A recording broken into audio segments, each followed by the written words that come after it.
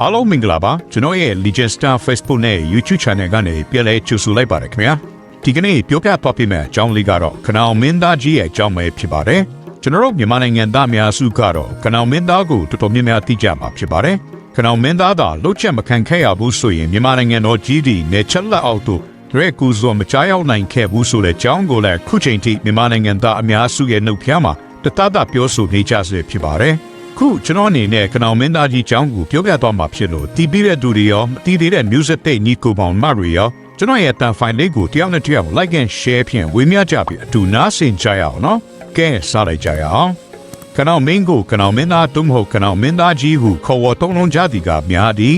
စစ်စစ်အဖြစ်မြမနန်းတွေခေါ်ဝေါ်ရဆိုရင်အင်ရှင်မင်းသားဖြစ်သောကနောင်ကိုကနောင်မင်းဟုသာခေါ်ရမည်ဖြစ်သည်မင်းသားတို့မဟုတ်မင်းသားကြီးဆိုသည်မှာအင်ရှင်မင်းထက်အစစ်နှိမ့်ပေသည်ကနောင်မင်းသားသည်မြန်မာနိုင်ငံကိုကိုအမင်ကိုချင်းပွားနဲ့နေစဉ်ကပဲနိုင်ငံတော်ကိုခေတ်တဲ့နိုင်ငံတစ်ခုဖြစ်မြောက်အောင်ကိုထိလျောက်ကြိုးပမ်းခဲ့သည့်မြန်မာမင်းသားကြီးတစ်ပါးဖြစ်ပေသည်လူသုံးကုန်ပစ္စည်းထုတ်လုပ်မှုနည်းစနစ်ပြောင်းလဲခြင်းကိုအကြောင်းပြု၍လူသမိုင်းတွင်ခေတ်တစ်ခေတ်မှအခြားခေတ်တစ်ခေတ်သို့ပြောင်းလဲလာခဲ့ရသည့်ဖြစ်ရာမြန်မာနိုင်ငံတွင်19ရာစုနှစ်များအလယ်လောက်ကခေတ်ပြောင်းလဲခြင်းကိုဖန်တီးပေးသည့်အဖြစ်အပျက်များပေါ်ပေါက်ခဲ့လေသည်အောက်မြန်မာပြည်တွင်ဗြိတိရှတို့ရောက်ရှိကြီးစိုးလာခြင်းကိုမေကိုချင်းနေတော့မြန်မာနိုင်ငံထပ်ပိုင်းသည့်ထိုစဉ်ခါတိုးတက်လျက်ရှိသောဥရောပနိုင်ငံချို့နှင့်ဆက်သွယ်မှုများရရှိလာခြင်းကြောင့်လူသုံးကုန်ပစ္စည်းထုတ်လုပ်မှုနည်းစနစ်တို့၏အခြေခံဖြစ်သောအသစ်ဆန်းတီထွင်ပြောင်းလဲမှုတို့သည်အထက်မြန်မာပြည်သို့ရောက်ရှိလာကခေတ်ကိုပြောင်းလဲစေနိုင်ပြီးအခွင့်အလမ်းများပေါ်ပေါက်ခဲ့လေသည်ထိုအခွင့်အလမ်းများကိုအမြင့်ကျယ်စွာနှင့်အသုံးပြုကြသောထိုခေတ်မြန်မာခေါင်းဆောင်တို့တွင်အရေးပုံမူပါဝင်ခဲ့သူကိုရှာဖွေရလျင်ကနောင်မင်းသားကြီးကိုပင်တွေ့ရပေမည်ကနောင်မင်းသား၏အထုပ်ပတိကိုကျင်းချုပ်ဖော်ပြပေးသွားပါမယ်။ဂုံးပေါင်ခေအမရာပူရာဒုတိယမြို့တီတာယာဝရီမင်း1839-1846နဲ့တီရီတူစတန်ဒါမာလာဟေဘွဲ့အမီရှိရွှေဘုံမင်းတရားကြီး၏တောင်ဆောင်တော်ကြောက်မော်မြို့စားမိဖျားတို့တွင်တားတော်နှစ်ပါးတို့ထုံးကားခဲ့ရာတားကြီးမှာပစ္စမတင်ကြရနာတင်မင်းတို့မင်းရှိ၍အငယ်မှာဒရိုမင်းရဲကြော်ထင်ပွဲခံကနောင်မင်းသားဖြစ်လေသည်ကနောင်မင်းသားသည်တကရက်1180ခုတော်တလဲလာပြည့်ကျော်နေရနှင့်ကနင်းကလေးနေ့တွင်ဖွားမြင်လေ၏ဖွားစဉ်ကမိနေဆောင်သူမြောက်မီတောင်ဆောင်၌ဖွားမြင်သည်ဖြင့်ခမဲတော်ကမောင်တောင်မင်းဟုကိုယ်တိုင်မဲ့ခေါ်လေ၏ချစ်စနုခေါ်သောငယ်မီမှာထိတ်တင်ကောက်ဖြစ်၍မင်းသားလက်အစင်တွင်မင်းတပ်မြို့ကိုစားခဲ့ရသည်နောက်တော့ပကံမင်း1846-1853ထိနတ်စခန်တော်မူသောအခါတီရီတုမဟာဓမ္မရာဇာဟူသောပွဲတော်နှင့်ကနောင်မြို့ကိုစားရသည်ထို့ကြောင့်ကနောင်မင်းဟုတွင်လေသည်သို့သောဒုတိယအင်္ဂလိပ်မြန်မာစစ်ပွဲတွင်ပကံမင်းအားနောက်တော်မင်းတော်မင်းကရွှေဘူမပုံကံရာတွင်အတူဥဆောင်ပါဝင်ခဲ့သည်တက္ကရာ1914ခုနှစ်တတ်တော်33နှစ်တွင်ရွှေဘူမင်းတရားကြီး၏အနောက်နန်းတော်မီဖျားနမတော်မြလေး၏သမီးတော်လိုင်ထိတ်ခေါင်တင်နှင့်လက်ထပ်တော်မူပြီးလျင်တပရင်တောင်တွင်းကြီးပစ္စလ9မြို့နှင့်14မြို့ကိုစားရလေသည်ကနောင်မင်းသားသည်အရှင်မင်းသားနန်းညွတ်နန်းလျာမင်းသားလည်းဖြစ်ပြီးทีน่าစီးစိမ်နဲ့အချုပ်အာဏာကိုဆက်ခန့်ရအခွင့်ရှိနေသူဖြစ်ပေရာထိုအခွင့်အရေးကိုမမောကြသောသူတော်များမြင်းကုန်းမင်းသားနဲ့မြင်းခုံနိုင်မင်းသားတို့၏လှုပ်ကြံမှုကြောင့်ကံတော်ကုန်ခဲ့ရလေသည်ကနောင်မင်းသားကံတော်ကုန်စဉ်တတ်တော်မှာ48နှစ်သာရှိသေးသည်ပရိဒရိခိရှိနန်းတွေရေခေများမှာတမိုင်းတင်ဟာတိထပုံမိုးရှုပ်ထွေးနေတတ်သည်ကနောင်မင်းသားသည်တာယာရီမီဤသားတော်မင်းတော်မီဤညီတော်ဖြစ်လေသည်ဒုတိယအင်္ဂလိပ်မြန်မာစစ်ပြီးဆုံးခါလေးတွင်မင်းတော်မင်းသားနှင့်ပူးပေါင်း၍နောက်တော်ပကံမင်းကိုပုံကန်ချာနာခဲ့ပြီး1853ဇူလိုင်17တွင်မင်းတော်မင်းနန်းတက်ကကနောင်မင်းသားကအရှင်မင်းဖြစ်ခဲ့လေသည်မင်းတော်မင်းကြီးသည်ဘာသာရေးကိုင်းဆိုင်သူဖြစ်ပြီးကနောင်မင်းသားမှာမူစီမံခန့်ခွဲရေးတွင်နိုင်နှင်းသူဖြစ်ပေသည်ကနောင်မင်းသားသည်အနောက်နိုင်ငံများသို့ပညာတော်သင်များဆေလွတ်၍ဗမာတပ်မတော်ကိုခင်မီစေရာခင်မီလက်နက်များတပ်ဆင်နိုင်ရန်ကြိုးပမ်းခဲ့သည်စစ်လက်နက်များထုတ်လုပ်သည့်စက်ရုံများကိုလည်းတည်ဆောက်ခဲ့သည်ကနောင်မင်းသားသည်အေယာရီမီယောတိုင်းစန်တက်လာမိ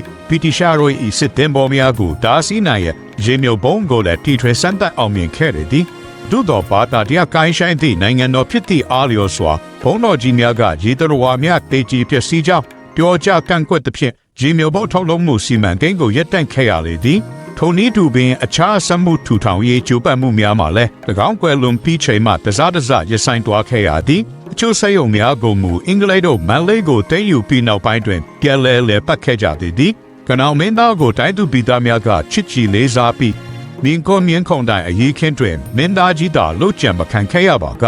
မြန်မာပြည်သည်နေချလက်အောက်သို့ဤမြလောက်လွယ်ကူစွာစောစီးစွာမကြားရောက်နိုင်ဟုယုံကြည်ခဲ့ကြလေသည်ထိုစဉ်ကအင်္ဂလိပ်နှင့်ပြင်သစ်စာသည့်နိုင်ငံတို့သည်ကိုလိုနီနယ်မြေများရရှိရာအပြိုင်ဆိုင်လုံးပတ်နေကြခြင်းဖြစ်ရာအထွေထွေခင်းနောက်ကျနေသောဗြိတိန်နိုင်ငံများအဖို့အနေနဲ့အမြန်သာကွာခြားပြီးနေချလက်တွင်ဆင်းသက်ကြရန်တားဆူနေပေသည်ကနောင်မင်းသားသည်အချုပ်ချအာဏာပိုင်ဆိုးသူမဟုတ်သဖြင့်ကြိုတင်ပြင်ဆင်ကာကွယ်မှုများကိုဆောင်ရွက်ရာတွင်ကန့်သက်ချုပ်ချယ်မှုများမလွတ်ကင်းသေးချေကနောင်မင်းသားသည်မိဖုရားနှင့်ကိုလိုတော်ပေါင်း52ပါးရှိလေသည်အိရှိမိဖုရားနိုင်ထိုက်ခေါင်တင်တွင်ဖွားမြင်တော်သားတော်2ပါးကိုလိုတော်50တွင်ဖွားမြင်သည့်သားသမီးပေါင်း102ပါးစုစုပေါင်းသား53နဲ့သမီး52ပါးမိယောက်ျား18နဲ့မိမိန်းမ21ပါးသားသမီးမိယောက်ျားမိန်းမစုစုပေါင်း144ရှိပေသည်အိရှိဆန်ကနောင်မင်းသားနှင့်မင်းတို့စုံသောအခါသားတော်သူတော်များအားစိတ်မချကြောင်ရှောက်တင်သောအခါမင်းကအေးရဲ့မောင်ပုရဲ့နောက်တော့ဖျားကလည်းတီလဝရူကိုစိတ်မချဘူးဘွယ်မောင်ပုကလည်းမောင်ညူတို့ကိုဂီုံဆိုင်သူတို့ကလည်းထနောက်ပင်ကမိတကြီးဆိုသလိုလာကြလေအောင်မယ်ဟုမိန်တော်မူလေသည်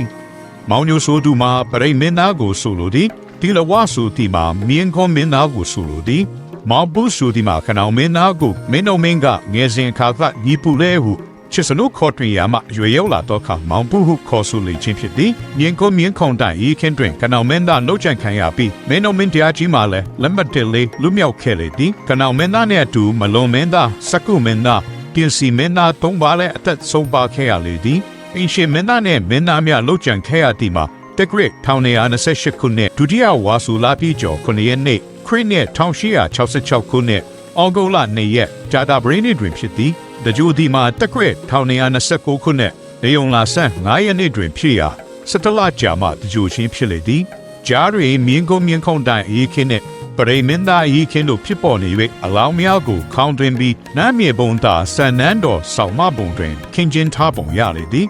တက္ကရာ1929ခုနှစ်နေုံလာဆန်း9ရက်နေ့တွင်နမ်းမြပုံသာဆန်နန်းတော်ဆောင်တော်မကိုဖျက်သိမ်း၍အင်ရှိမင်းသားတကြိုရန်အုတ်ကူ၎င်းဤတွင်မလွန်မင်းသားစကူမင်းသားပြည့်စီမင်းသားတို့ကိုတကြိုရန်အသီးသီးတန်းစီ၍အုတ်ကူတီးပြီးလျက်၎င်းကိုအရှိနှတောင်ကွာတွင်စန္ဒမုန်ကြီးရုပ်ပွားတော်မြတ်ကဲဝတ်ပူဇော်ရန်အုတ်ကစ်တများပြုလုပ်ထားလေသည်အနောက်ဘက်မှဇေဒီတော်ကြီးကိုလည်းစန္ဒမုန်ကြီးရုပ်ပွားတော်ကိုဆွဲ၍စန္ဒမုန်ကြီးဖျားဟုခေါ်လေသည်ဇေဒီနှင့်ရုပ်ပွားထားရာအုတ်ပြတ်တဲ့အကြားကအရှိမင်းနှင့်မင်းသားများ၏အလောင်းများကိုအုတ်ခုံပေါ်တွင်မြုပ်နှံထားလေသည်အရှိမီအုတ်ကိုအုတ်ပြတ်ငယ်လှုပ်ထားသည်၎င်းအုတ်ပြတ်ငယ်ကိုဇေဒီနှင့်စန္ဒမုန်ကြီးရုပ်ပွားတော်မြတ်ဂန္နာကုတိတိုင်နှင့်အုတ်ရိုးတွဲဆက်ထားလေသည်ကနောင်မင်းသားရုပ်ကလေးအားမလေးတောင်ချီရင်တွင်ဂူတွင်တကြိုခဲ့လေသည်1988စစ်ဆိုးရလက်ထက်တွင်ကနောင်မင်းသား၏အုတ်ကိုစန္ဒမုန်ကြီးဇေဒီဖျားဝဲအတွင်ရွှေ့ပြီးအခုမန်လေးတောင်အသွာလမ်းစုံမှာအုတ်ကူထိခဲ့လေသည်